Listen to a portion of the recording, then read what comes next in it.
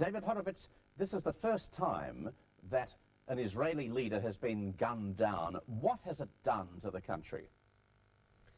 Well, I think it's produced a terrible sense of shock. Israel has been in a trauma, basically, ever since the assassination. People did not believe that it could happen. The more so, they certainly did not believe that another Jew could kill the Israeli Prime Minister. There had been warnings that the opposition to Mr. Rabin's policies was growing.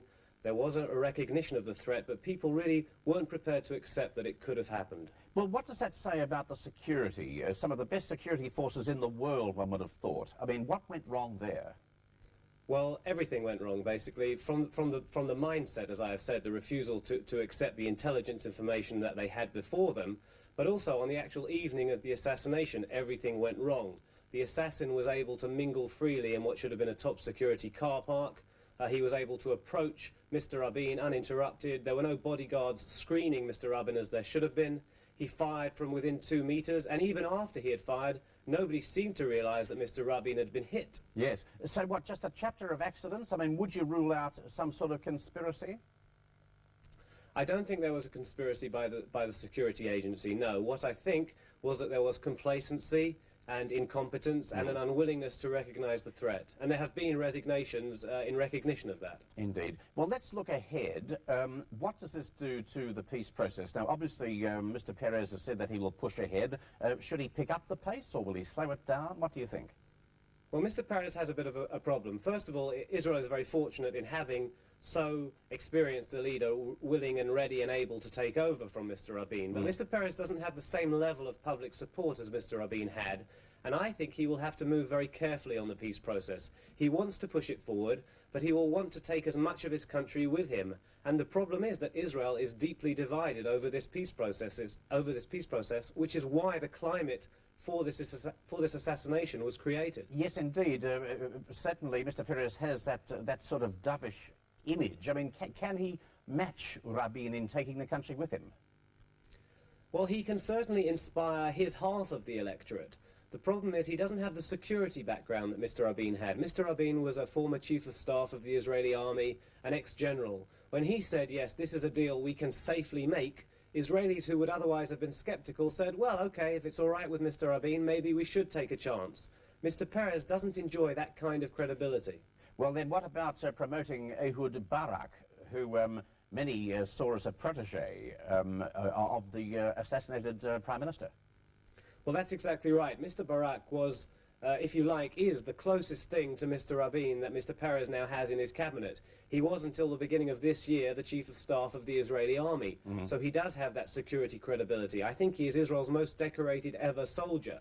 He was brought into the cabinet by Mr. Rabin as interior minister, and now Mr. Peres has given him responsibility for defense and security matters. Yes. And I wouldn't be surprised if he were eventually, sooner or later, to be appointed the defense minister. So a good double act there, you think? Well, the closest thing to the Rabin-Peres double act will be the Peres-Barak double act. Yes. Okay, now, how badly divided is Israel over that formula for peace, which is land for peace? I mean, how badly divided is the country now? The country is completely split. There is no getting away from it. There are, I would say, half of the electorate that thinks that this is a deal worth doing, that Yasser Arafat should be trusted, that the withdrawal from Gaza that took place last year was a good thing, and that the withdrawal from the West Bank should continue. But on the other half, you have people who don't trust Yasser Arafat, and also, and most importantly, I think, you have people who believe it is un-Jewish, against their religion, to give back land promised by God to the children of Israel in the Bible, to give that land to the Palestinians. And it is that section of the community, the religious extremists, if you like, from whom this assassin sprang. Indeed, but not just extremists, other people too who would believe in Eretz Israel. That's right. There is a sizable, moderate religious community that believes this, but that of course would never dream of acting upon those beliefs in this way. But there are some on the extremes of that community, if you like, who have already applauded what the assassin did and who have been issuing threats that Mr. Peres will be the next in line. Right. So in other words, the assassination itself has added to that terrible divide, that split. It certainly hasn't healed the divide in any way. I think a lot of people were hoping in the very first few hours that somehow the trauma, the shock of this act would bring Israel together. But the fact is that the essence of the divide, the issue dividing the country, remains, and it has not been solved in any way by the assassination. Right. Now, Rabin, of course, has attacked the opposition, Likud, and, of course, the response there from Mr. Netanyahu was that she's grieving. But how does Likud play this? Do they just keep their heads down for a while?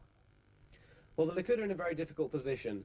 Mr. Netanyahu has done his best to refute Leah Rabin's allegations. He said that he spoke out many times against the extremists who were attending the rallies he spoke at.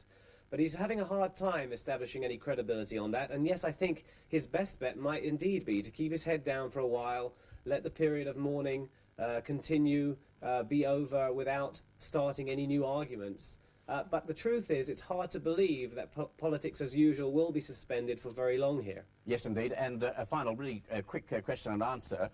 When the election comes, if Likud were to win it, would they freeze the peace process or even reverse it? They haven't been completely clear on this, but there are people in the Likud who have said they will effectively freeze the peace process, that the Palestinians should get no more than the limited self-rule they have already. Yep. And they have said that even if that sparks a new intifada, so be it. Okay, David Horovitz, many, many thanks for talking to Dateline. Thank you.